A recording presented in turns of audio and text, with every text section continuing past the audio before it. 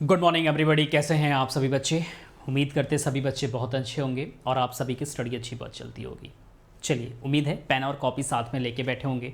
आज की current affair 3 अप्रैल की करंट अफेयर को देखेंगे कि हमारे एग्ज़ाम के पर्पज़ से कौन कौन से ऐसे पॉइंट्स हैं जो हमारे एग्ज़ाम में पूछे जा सकते हैं। तो क्लास की शुरुआत करते बिना लेट किए। मैं self Ratan Kumar, mentor for current affair and GS, आपके सामने मैं करंट अफेयर की सेशन लेके डेली सुबह में 7 AM पे हाजिर हो जाता हूँ, चाहे वो लाइव सेशन हो चाहे वो आपके रिकॉर्डेड सेशन हो।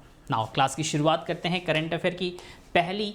और उससे पहले, करंट अफेयर के पहले मैं छोटी सी इन्फॉर्मेशन आप सभी बच्चों को देना चाहूँगा कि मेरी जो स्टैटिक जीके की कोर्स है जिसमें हमने कहा है कि 90+ टॉपिक आपको पढ़ाएंगे, इसकी क्लास कल से स्टार्ट हो जाएगी। 3 यहाँ पे लिखा हुआ है अप्रैल से। कल मंडे है, मतलब आज, सॉरी कल नहीं, आज मंडे है, ठीक है। और 3 अप्रैल मैंने कहा था कि आपकी क्लास स्टार्ट हो जाएगी। बस इसमें चेंजिंग हमने ये किया है, ये जो 6 PM की टाइमिंग है मैंने ये चेंज कर दिया है, क्योंकि बच्चों का कहना था कि सर चेंज कर दीजिए, 6 PM पे हम खाली नहीं है। बहुत सारे बच्चों का मैसेज आया था, तो मैंने इसको 9 PM कर दिया है। कब कर दिया है?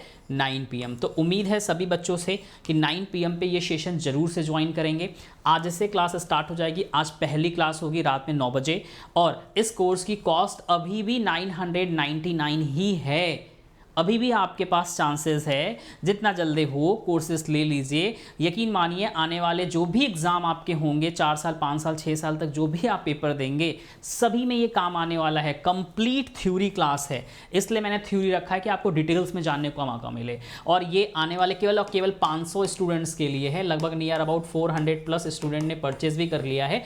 नियर अबाउट 70-80 बच्चे और अगर जहाँ ले लिए तो इस कॉस्ट को इंक्रीज़ करके 1499 में चला जाएगा। ध्यान रखिए, कितना जाएगा? 1499।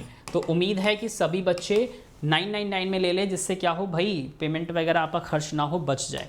तो ये हम क्लासेस कहाँ पे लेंगे? रीजनिंग लाइव बाय दीपक सर यूट्यूब, जो आपका जो लर्निंग ऐप है, ये है लर्निंग ऐप, आप जाके डाउनलोड कर लीजिएगा, रीजनिंग लाइव बाय दीपक सर, ठीक है। वहाँ पे जाइएगा, पेड कोर्स में जाइएगा, आपको कुछ इस तरह का आपको इस तरह का 90+ टॉपिक स्टैटिक जीके लिखा हुआ मिल जाएगा। बस आपको इसको परचेस कर लेना और कुछ भी नहीं करना है, ठीक है।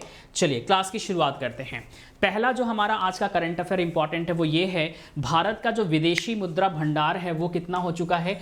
578.7 अरब डॉलर हो चुका है। ध्यान रखिएगा, कितना हो चुका है? तो ये हो चुका है अभी एट प्रेजेंट टाइम में, भाई कितना हो चुका है? 578.78 अरब डॉलर हो चुका है। India's foreign exchange reserve increases to 578.78 billion. अब यहाँ पे ये कहा जा रहा है इंडियाज फॉरेन एक्सचेंज रिजर्व जो है वो बढ़ के कितना हो चुका है? 578.7।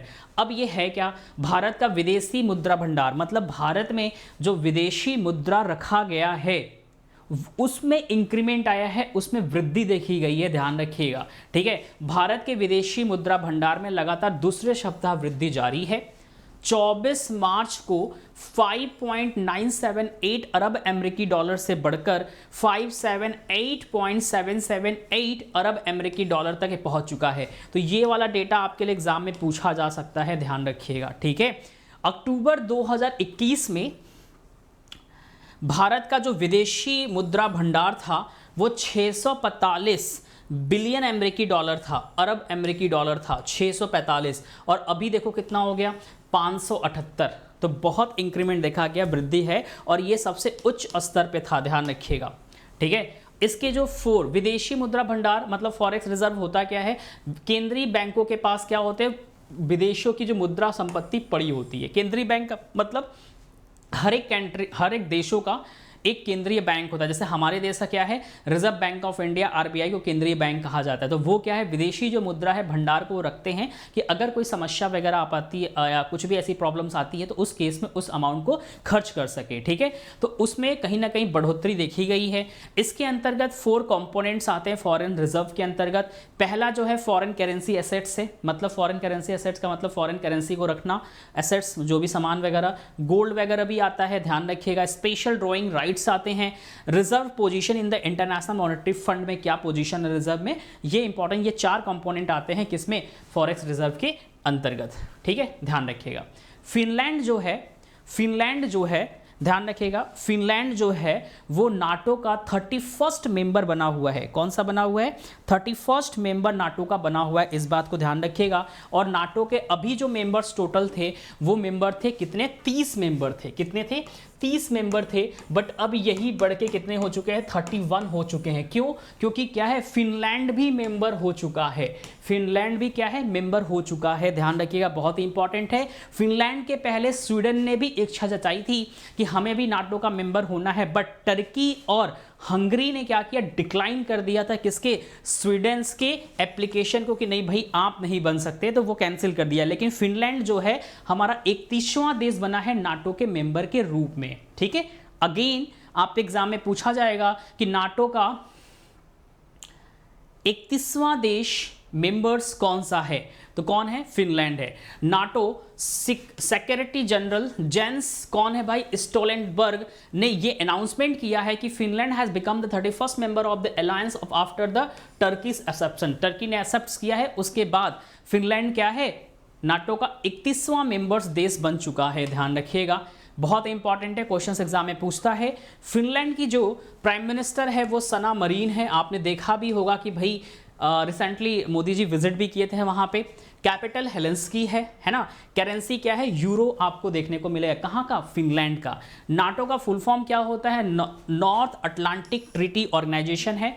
नाटो की जो फॉर्मेशन हुई थी वो 1949 को हुई थी, और नाटो का जो हेडक्वार्टर है वो ब्रसल्स बेल्जियम में आपको देखने को मिल जाएगा। तो मोस्ट इंपॉर्टेंट यहाँ से करंट अफेयर क्या बनेगा? नाटो का जो 31st कंट्री मेंबर बना है वो कौन बना है, इस बात को ध्यान रखिएगा। तो वो बना है फिनलैंड। ध्यान रखिए, कौन बना है? फिनलैंड। अगेन मैं कह रहा हूं बहुत इंपॉर्टेंट है। अब यहां पे क्वेश्चंस ये भी पूछे हैं, क्या नाटो का मेंबर स्वीडन है? नहीं है, डिक्लाइन कर दिया गया टर्की और हंगरी के द्वारा। इस बात को रिमेंबर करके रखिएगा। नेक्स्ट आते हैं, ये भी बहुत इंपॉर्टेंट क्वेश्चन है आपके सामने। Haryana become the first state in India to have 100% electrified railway network.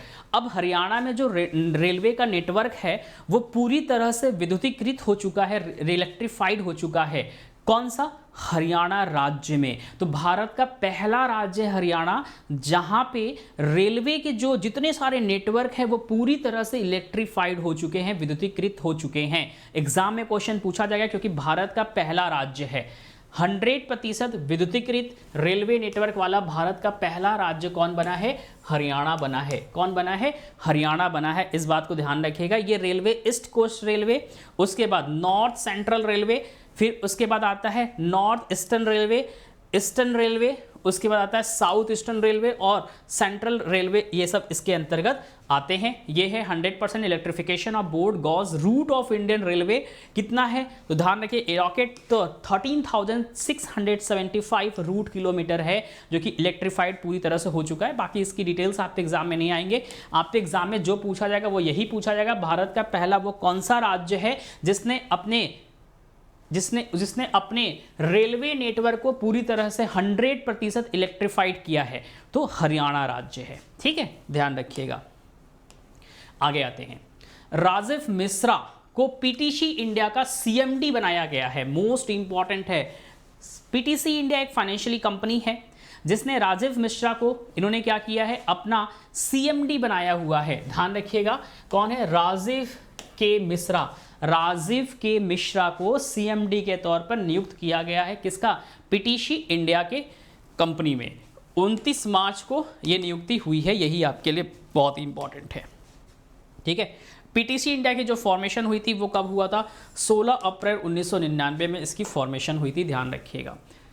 ठीक है, आगे बढ़ते हैं। अब बात आती है सरकारी खर्चों में हुआ इजाफा, मतलब गवर्नमेंट के जो खर्च वगैरह है उसमें इजाफा हुआ है। अब इसका मतलब क्या हुआ है? खर्च में इजाफा हुआ, इसका मतलब कि जो वित्तीय घाटा है वो बढ़ गया, खर्चा बढ़ गया ना। खर्चा बढ़ने का मतलब क्या होता है? बोलते नहीं है कि आमदनी अठन्नी खर्चा रुपया, सुना होगा है ना। आमदनी अठन्नी खर्चा रुपया, मतलब आमदनी नहीं है, 1 रुपया आपके पास आ नहीं रहा है, खर्च आप रुपया कर रहे हो। तो सेम कहानी यहाँ पे है कि आमदनी आपकी क्या है? बहुत कम है, खर्च आपका बढ़ रहा है। तो वित्तीय घाटा का मतलब होता है फिस्कल डिफिशिएट, मतलब कि गवर्नमेंट अगर बाजार में 100 रुपये खर्च कर रही है तो गवर्नमेंट के पास टैक्सेस के थ्रू कलेक्ट करने के बाद जो अमाउंट वापस आता है वो 8 रुपये आ रहा है, ठीक है। 10 रुपये अगर दे रही है या 100 रुपये खर्च कर रही है तो गवर्नमेंट के पास 80 रुपये आ रहा है, तो घाटा किसका हुआ? गवर्नमेंट का। तो उसी को हम लोग फिस्कल डिफिशिएट कहते हैं, वित्तीय घाटा कहते हैं। वो पूरे एक साल का मार्च से मार्च काउंट किया जाता है, अप्रैल 31, ठीक है। तो ये 31 मार्च तक ये काउंट किया जाता है, क्योंकि आपको पता है जो हमारा फाइनेंशियल ईयर स्टार्ट होता है वो 1 अप्रैल से स्टार्ट होता है। तो उसके पहले पूरा घाटा पूरी चीज़ें रिकॉल की जाती है और देखा जाता है कितनी प्रॉफिट हुई, कितनी लॉस हुई, हर एक कंपनियां देखती हैं। वैसे हमारा क्या है, आरबीआई भी ये चीज़ देखता है कि भाई भारत का जो वित्तीय घाटा है, फिस्कल डिफिशिएट है, वो बढ़ा है कि घटा है। तो इस बार क्या हुआ है, वो बढ़ गया है। मतलब गवर्नमेंट के पास जो टैक्सेस आने चाहिए वो टैक्सेस कम आए, लेकिन गवर्नमेंट ने खर्च ज़्यादा कर दिया। वही चीज़ यहाँ पे बोला जा रहा है, ध्यान रखिएगा कि सरकारी खर्चों में हुआ इजाफा, राजकोषीय घाटा पूरे साल के लक्ष्य का 82.8% पर पहुंचा है, पूरे साल का, मतलब बहुत इंक्रीमेंट हुआ है, ठीक है। अब क्या होता है वित्तीय घाटा, जो हमने आपको बताया वही चीज़ यहाँ पे लिखा हुआ है। जितना पैसा टैक्स आदि से वसूल करती है गवर्नमेंट और उससे ज़्यादा खर्च कर देती है, कमाई कम खर्च क्या है ज़्यादा है, ठीक है। इसके बीच का जो अंतर होता है, डिफरेंस आता है, उसी को हम लोग फिस्कल डिफिशिएट कहते हैं, वित्तीय घाटा कहते हैं। ओके, तो कुछ भी हो सकता है पॉजिटिव। अगर मान लो कि अगर 100 रुपये गवर्नमेंट ने खर्च करा और 80 रुपये आया तो हम फिर क्या कहेंगे, वित्तीय घाटा क्या हो गया, बढ़ गया। पहले 60 था 80 हो गया। लेकिन वही 100 रुपये खर्च करके 200 रुपये आया तो वित्तीय वृद्धि हुई, घाटा नहीं हुई, वृद्धि हो गई, ठीक है। तो ये बातें अलग अलग है, दोनों चीज ध्यान रखिएगा, ठीक है। तीसरा न्यूज हमारा है कि क्वार्टर थर्ड में भारत का जो चालू खाता घाटा है, सकल घरेलू जीडीपी, वो कितनी है, 2.2% तक क्या है, कम हो चुका है। कितना है, कम हो चुका है। इंडियाज करंट अकाउंट डिफिशिएट की measure of balance of a payment has decline 18.2 billion dollar equivalent to 2.2% of GDP according to data release by RBI. Reserve bank of India ने इस डाटा को रिलीज किया है और बताया है कि भारत का जो जीडीपी है ना, भारत का चालू खाता घाटा भुगतान संतुलन है, वो एक बहुत ही महत्वपूर्ण उपाय है और जो कि घट के कितना हो चुका, 18.2 बिलियन डॉलर हो गया है, जो कि जीडीपी के 2.2% के क्या है, बराबर है, ठीक है। तो ध्यान रखिएगा, यह भी बहुत इंपॉर्टेंट न्यूज था। इस कमी को व्यापार घाटे की कमी के लिए जिम्मेदार ठहराया जा सकता है। 2022 और 23 की दूसरी तिमाही में 30.9 बिलियन डॉलर जीडीपी का 3.7 था। कितना था, 3.7% था, लेकिन इस बार क्या है, वो बढ़ चुका है, ध्यान रखिएगा। Same physical deficit in February 82.8% of the full year target. अभी जस्ट हमने जो पढ़ाया है वही चीज यहां पे लिखा हुआ है। CAG CGA, controller general auditor of India द्वारा जारी किए गए आंकड़ों के अनुसार फरवरी के अंत में केंद्र सरकार का राजकोषीय घाटा पूरे साल का लक्ष्य 82.8% तक पहुंच गया है और यह वास्तविक रूप से 14.53 लाख करोड़ रुपए का था। कितना था, 14.53 लाख करोड़ रुपए का ये घाटा था। ध्यान रखिएगा, ये बहुत इंपॉर्टेंट है, क्वेश्चंस एग्जाम में पूछे जा सकते हैं। और 2025 और 26 का जो लक्ष्य रखा गया है वो कितना रखा गया है, जीडीपी का 4.5% क्या है, नीचे लाना है। क्या है, घाटे को नीचे लाना है। ध्यान रखिएगा, 25 और 26 में ये अनुमान लगाया गया है। A new central sponsored schemes, new India literacy programme. अब ध्यान से समझिएगा ये क्या है, जहां जहां आपको सेंट्रल स्पॉन्सर्ड लिखे, सेंट्रली स्पॉन्सर्ड लिखे, आपके दिमाग में सबसे पहले ये जाना चाहिए कि सेंट्रली स्पॉन्सर्ड लिखा है, इसका मतलब कि केंद्र सरकार और राज्य सरकार दोनों मिलके उस प्रोग्राम पे पैसे खर्च करेंगी। सेंटर अगर लिखता तब हम कहते हैं केंद्र सरकार करती है, स्टेट लिखते हैं तो हम बोलते हैं राज्य सरकार करती है। अगर सेंट्रल स्पॉन्सर्ड लिख देगा ना तो इसका मतलब कि राज्य सरकार, केंद्र सरकार, जैसे अभी मोदी गवर्नमेंट है तो मोदी गवर्नमेंट, और राज्य सरकार का मतलब उत्तर प्रदेश सरकार, बिहार सरकार, हरियाणा सरकार, तमिलनाडु सरकार, राजस्थान सरकार, मध्य प्रदेश सरकार, अलग अलग सरकारें अलग अलग राज्यों की, और केंद्र में बैठे मोदी जी इस पे पैसा खर्च करेंगे दोनों लोग मिलके। उम्मीद करते समझ में आ रहा है।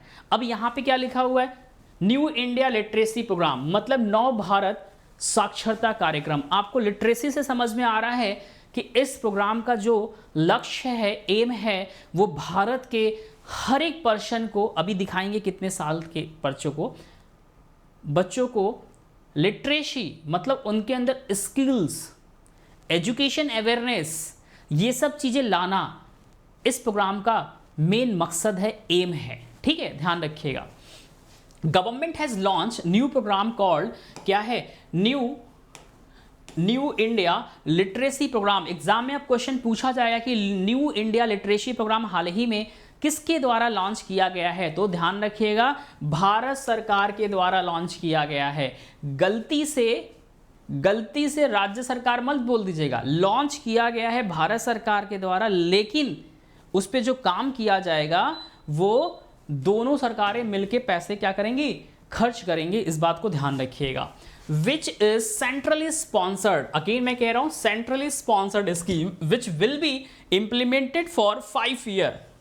कितने सालों के लिए इंप्लीमेंट किया गया है, 5 सालों के लिए किया गया है। 2022 से लेके 2027 तक ये क्या है, प्रोग्राम चलेगा, जिसमें जो भी खर्च आएगा 1037 करोड़ रुपए, समथिंग लाख करोड़ रुपए खर्च होगा, जिसमें से आधे क्या करेगी, स्टेट और सेंट्रल बांटेगी। अभी हम देख लेते हैं कितना अमाउंट है, लाख है कि करोड़ है। ठीक है, ध्यान रखिएगा। 15 वर्ष और उससे अधिक आयु वर्ग के, मतलब 15 साल या 15 साल से अगर आपकी एज अधिक है तो इस प्रोग्राम के आप हिस्सा हो सकते हैं। ठीक है, 5 करोड़ व्यक्तियों को साक्षर प्रदान करना इसका लक्ष्य है अगले 5 सालों में। ठीक है, तो इसका मिनिमम आप एग्जाम में पूछ सकता है कि जो एज है वो कितना एज रिक्वायर्ड है, तो ये है 15 ईयर। कितना है कि 15 साल आपका मिनिमम होना चाहिए। 15 साल के अगर आप ऊपर हैं तो आप इस प्रोग्राम का बेनिफिट उठा सकते हैं, ध्यान रखिएगा। और इसमें कहा गया है कि फाइनेंशियली आउटले, मतलब पूरा जो खर्च दिखाई दे रहा है फाइनेंशियली, वो कितना है, तो 1037 करोड़ है, जिसमें से केंद्र सरकार जो खर्च करेगी, central government contribute 700 crore and the state government खर्च करेगी 337 करोड़ रुपए। दोनों आपस में बांट के क्या करेगी, इस प्रोग्राम पे खर्च करेंगी। अब इसका जो फोकस पॉइंट्स है वो क्या है, क्रिटिकल क्या है, लाइफ स्किल, महत्वपूर्ण जीवन कौशल, आप अपने जीवन को किस तरह से व्यतीत कर सकते हैं, आपके अंदर डिसीजन मेकिंग का पावर हो, ये सब चीज़ें इसके अंदर स्किल सिखाई जाएंगी। बेसिक एजुकेशन, बुनियादी जो शिक्षा है उसके बारे में आपको नॉलेज दी जाएगी। कंटिन्यूइंग एजुकेशन, पढ़ाई जारी कैसे रख सकते हैं, पढ़ाई कैसे आगे बढ़ा सकते हैं, इन सब के बारे में आपके अंदर स्किल्स दी जाएगी। ठीक है, तो ध्यान रखिएगा। वर्ल्ड कप 2023 से पहले श्रीलंकाई टीम क्या है, लगभग क्या है, बहुत बड़ा झटका लगा है। इसका रीज़न क्या है, इसका रीज़न यह है कि MRF tyre ICC men's cricket world cup में सुपर लीग में, ठीक है, श्रीलंका जो है न्यूजीलैंड से क्या है, हार गया, जिसकी वजह से वो जो रैंकिंग टेबल होता है उसमें क्या है, नीचे आ गई है। ठीक है, ध्यान रखिए, क्योंकि हैमिल्टन में तीसरे वनडे में न्यूजीलैंड से हार गया है, कौन, श्रीलंका, जिसके बाद न्यूजीलैंड के खिलाफ 31 मार्च को 3 मैचों के वनडे सीरीज में 2-0 से करारी हार देखने को मिला है। किसको, श्रीलंका को। ये वही चीज़ यहाँ पे लिखा हुआ है। नेक्स्ट आइएगा, Himachal Pradesh, most important questions exam में बनेंगे। हिमाचल प्रदेश का वो कौन सा चाय है, ठीक है, ध्यान रखिएगा, कौन सा चाय है जिसे European GI tag, geographical indication का टैग दिया गया है, तो कांगड़ा चाय। कौन सा, कांगड़ा चाय है ना, हिमाचल प्रदेश का क्वेश्चन पूछा जाएगा। कांगड़ा चाय जिसे हाल ही में यूरोपियन जीआई टैग से सम्मानित किया गया है या टैग दिया गया है, वो कौन से राज्य का चाय है। अब बच्चे कई सारे गलती करके आएंगे, सिक्किम, दार्जिलिंग, हिमाचल प्रदेश, अलग अलग करके देगा, उल्टा सीधा लगा के आओगे, तो सही आंसर क्या होगा, हिमाचल प्रदेश। क्या होगा, हिमाचल प्रदेश। यूरोपीय जीआई टैग क्या है, दिया गया है।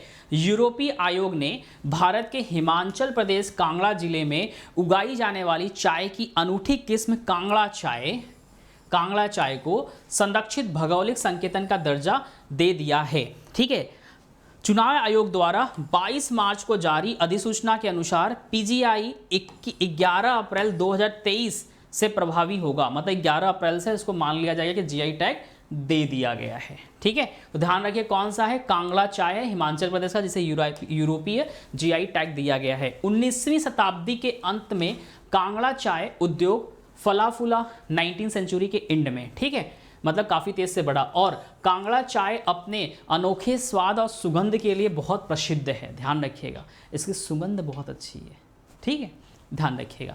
1882 में कांगड़ा चाय बागान ने कलकत्ता प्रदर्शनी में स्वर्ण पदक जीता था एग्जीबिशन में, जिसने इसकी प्रतिष्ठा और भी क्या कर दी, बढ़ा दी थी 1882 में।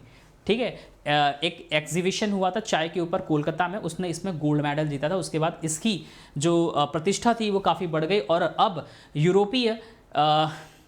यूरोपियन इसे क्या है, जीआई टैग दिया गया है। इस बात को ध्यान रखिएगा। आगे आते हैं, अमेरिकी सीनेट। अमेरिकी सीनेट का मतलब होता है जैसे हमारे यहाँ भारतीय पार्लियामेंट बोला जाता है, मतलब हमारा संसद बोला जाता है, वैसे ही अमेरिका का जो संसद है, पार्लियामेंट है, उसे सीनेट कहा जाता है। ठीक है, तो अमेरिकी सीनेट ने विदेश विभाग में शीर्ष पद के लिए भारतीय अमेरिकी रिचर्ड्स वर्मा की पुष्टि की हुई है। अब देखो, जो उनका फॉरेन विभाग है, डिपार्टमेंट है, उसमें हाई पोस्ट के लिए जो नियुक्ति की गई है इंडियन अमेरिकन, कौन है, रिचर्ड्स वर्मा। मतलब इंडियन अमेरिकन मतलब भारतीय मूल के हैं और अमेरिका में रहते हैं। अब इसका मतलब ये नहीं होगा कि भैया भारत में ही जन्मे हैं, नहीं, इनके दादा परदादा या इनके पापा वगैरह भारतीय थे और जाके वहाँ पे बस गए और इनका जन्म वहीं हुआ, वहीं पे रह गए, या यहाँ पे जन्मे हैं और बचपन से वहीं चले गए। तो हम कहते हैं भारतीय अमेरिकी, भारतीय चाइनीज़, भारतीय जर्मनी, अलग अलग हर जगह जहाँ पे जोड़ देते हैं। ठीक है, तो ध्यान रखिएगा, रिचर्ड्स वर्मा को बनाया गया है। रिचर्ड्स वर्मा जो कि एक भारतीय अमेरिकी वकील, एडवोकेट हैं, राजनयिक और कार्यकारी भी हैं। उन्हें अमेरिकी सीनेट द्वारा प्रबंध और संसाधन राज्य के उप सचिव के रूप में नियुक्त किया गया है। बहुत इंपॉर्टेंट क्वेश्चन है, ध्यान रखिएगा। सीनेट ने 54 वर्षीय वर्मा की पुष्टि 67 और 26 मतों के से की हुई है। ध्यान रखिएगा, तो इससे आपको मतलब नहीं है, बस ये ध्यान रखिएगा कि अमेरिकी सीनेट ने विदेश विभाग में शीर्ष का जो पद है वो भारतीय अमेरिकी रिचर्ड्स वर्मा की पुष्टि कर दी है। इनको दिया गया अमेरिकी सीनेट में क्या, प्रबंध और संसाधन राज्य के उप सचिव, किसका, उप सचिव का पद इन्होंने दिया हुआ है। ध्यान रखिए, किसको, रिचर्ड्स वर्मा को दिया है। ठीक है, ये आपके न्यूज़ में भी आया था, ये आपके रिचर्ड्स वर्मा जी हैं, इस बात को ध्यान रखिएगा। नेक्स्ट आइएगा, ये थी आज की current affair, important current affair जो कि हमने आपके संग डिस्कस किया। कम समय में अच्छी नॉलेज देने की कोशिश की आपको। डेली हम आपके संग यही कर रहे हैं कि कम समय में अच्छी करंट अफेयर प्रोवाइड करा दे, जिससे क्या हो, आप थ्योरी को भी टू द पॉइंट पढ़िए। कोई बकवास करने वाली बात नहीं होती कि मालूम चले हम आपसे बात भी करें और क्वेश्चन भी कराए, तो उसमें क्या होता है, टाइम लॉस होता है। सीधा टू द पॉइंट पढ़ाई करने आ रहे, पढ़ाई करिए और नोट्स बनाइए, और फिर रात में 10 बजे वाली क्लास में आप फिर से अगेन आ जाइए। ठीक है, तो चलिए अब थोड़ा जो हमने आपको पढ़ाया है आज करंट अफेयर, उसी में कुछ अभ्यास प्रश्न कर लेते हैं, एमसीक्यूज़ कर लेते हैं, देखते हैं कौन कौन से इंपॉर्टेंट एमसीक्यूज़ इस क्वेश्चन से बन सकते हैं। अब क्वेश्चन यहाँ पे ये कह रहा है कि भारत का जो विदेशी मुद्रा है, India's foreign exchange reserve have been increases to, बढ़कर कितना हो गया है। अभी जस्ट हमने आपको बताया है कि 578.778 अमेरिकी डॉलर हो चुका है, तो बहुत इंपॉर्टेंट है, ध्यान रखिएगा। कौन सा देश 31वां सदस्य बना है, किसका, नाटो का, किसका, नाटो का, तो फिनलैंड बना है। कौन सा बना है, फिनलैंड बना है, ध्यान रखिएगा। ठीक है, नेक्स्ट, भारत का कौन सा राज्य 100% विद्युतीकृत रेलवे नेटवर्क वाला पहला राज्य बन गया है, ये भी हमने पढ़ाया है। तो कौन बन गया है, हरियाणा बन गया है। कौन बन गया है, हरियाणा बन गया है, अभी जस्ट हमने पढ़ाया आपको। हाल ही में किसने पीटीसी इंडिया के सीएमडी के रूप में पद संभाला है, तो राजीव के मिश्रा ने संभाला है। किसने संभाला है, राजीव के मिश्रा ने क्या किया है, पीटीसी इंडिया का सीएमडी का पदभार संभाला है। ठीक है, Q3 में भारत का चालू खाता घाटा सकल जीडीपी उत्पादन का कितना तक कम हुआ है, तो 2.2% क्या है, ये कम हुआ है। कितना हुआ है, 2.2% क्या है, ये कम हुआ है। Next, CGA controller general auditor of India के द्वारा जारी आंकड़ों के अनुसार फरवरी के अंत में केंद्र सरकार का राजकोषीय घाटा फिजिकल डिफिशिएट पूरे साल के लक्ष्य का तक पहुंचेगा कितना, तो 82.8%, कितना 82.8%, ठीक है, ध्यान रखिएगा। आगे आते हैं, नव भारत साक्षरता कार्यक्रम का मुख्य उद्देश्य क्या है, न्यू इंडिया लिटरेसी प्रोग्राम का मुख्य उद्देश्य क्या है, 15 वर्ष और उससे अधिक आयु के वर्ग के 5 करोड़ व्यक्तियों को साक्षर प्रदान करना है। ऑप्शन नंबर ए हमारा क्या है, बिल्कुल सही होगा, ठीक है। नेक्स्ट, वर्ल्ड कप 2023 से पहले किस टीम को बड़ा झटका लगा है, तो श्रीलंका को लगा है, जो कि न्यूजीलैंड से हार गए हैं, ध्यान रखिएगा। MRF tyre. निम्नलिखित में से किसको यूरोपीय जीआई टैग मिला हुआ है, तो ये मिला है कांगड़ा चाय को। कांगड़ा चाय कहाँ की चाय है, तो ये है हिमाचल प्रदेश की, ध्यान रखिएगा, कहाँ की है, हिमाचल प्रदेश की है। अगेन मैं कह रहा हूँ बहुत इंपॉर्टेंट है, एग्जाम में आएगा।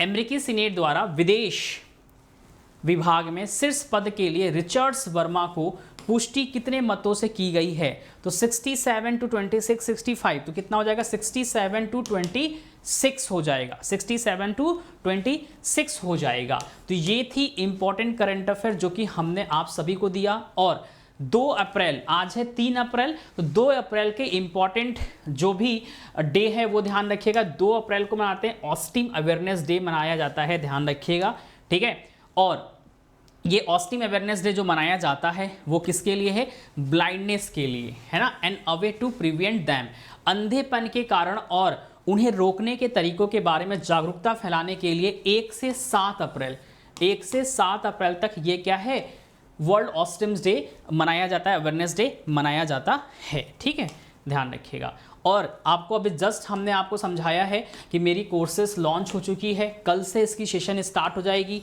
अभी भी समय है, कल रात में, अभी ये 6 बजे वाली क्लास की टाइमिंग चेंज हो चुकी है, ये 6 बजे नहीं होगी, कितने बजे होगी, ये 9 PM पे क्लास होगी। कब होगी, 9 PM पे कल से स्टार्ट हो जाएगी। मंडे टू फ्राइडे ये सेशन आपकी चलने वाली है, ध्यान रखिएगा। स्टैटिक जीके जिसमें हम आपको 90+ टॉपिक कवर करा रहे हैं, कितने, 90+ टॉपिक कवर करा रहे हैं। अगेन मैं कह रहा हूँ बहुत इंपॉर्टेंट है, ध्यान रखिएगा। कंप्लीट स्टैटिक जीके जिसमें थ्योरी क्लास चलेगा। अगर अभी तक आपने इस कोर्स को परचेज नहीं किया है तो अभी भी आपके पास समय है, जरूर से परचेज करिए, क्योंकि ये मात्र 999 में 500 बच्चों के लिए स्टार्टिंग के, अभी तक 400+ बच्चों ने इसे परचेज कर लिया है। जैसे ये 500 हो जाएंगे इसका प्राइस 1499 हो जाएगा। तो बेहतर है कम पैसे में भी आप ले लीजिए और अच्छे कंटेंट आपको मिलेगी मेरी तरफ से, ध्यान रखिएगा, ठीक है। और ये क्लासेस कहाँ चलेगी, पेड वाली तो चलेगी कहाँ पे, ऐप पे चलेगी, किसके, रीजनिंग लाइव बाय दीपक सर। आप लर्निंग ऐप को डाउनलोड करिए, उसके बाद आप पेड कोर्सेस में जाइए, उसमें जाने के बाद आपको ये वाली 90+ topic static GK complete theory class आपको दिखाई देगी, आप इसे परचेस कर सकते हो। डेली आपको इंपॉर्टेंट जो मैगजीन वगैरह है, क्विज वगैरह है और स्टैटिक्स के जो पार्ट है, मैप वगैरह पे A to Z चीज़ें मिलने वाली है, ठीक है। तो थैंक यू सो मच आप सभी बच्चों का। उम्मीद करते हैं कि सेशन आप सभी बच्चों को बहुत अच्छी लगी होगी। अगर सेशन अच्छी लगी तो लाइक शेयर करना नहीं भूलेंगे और अपने दोस्तों के बीच में क्या करिए, सभी को बताइए कि आपकी करंट अफेयर की क्लास जो डेली सुबह चलती है वो स्टार्ट हो चुकी है। Thank you so much, take care, bye bye, Jai Hind.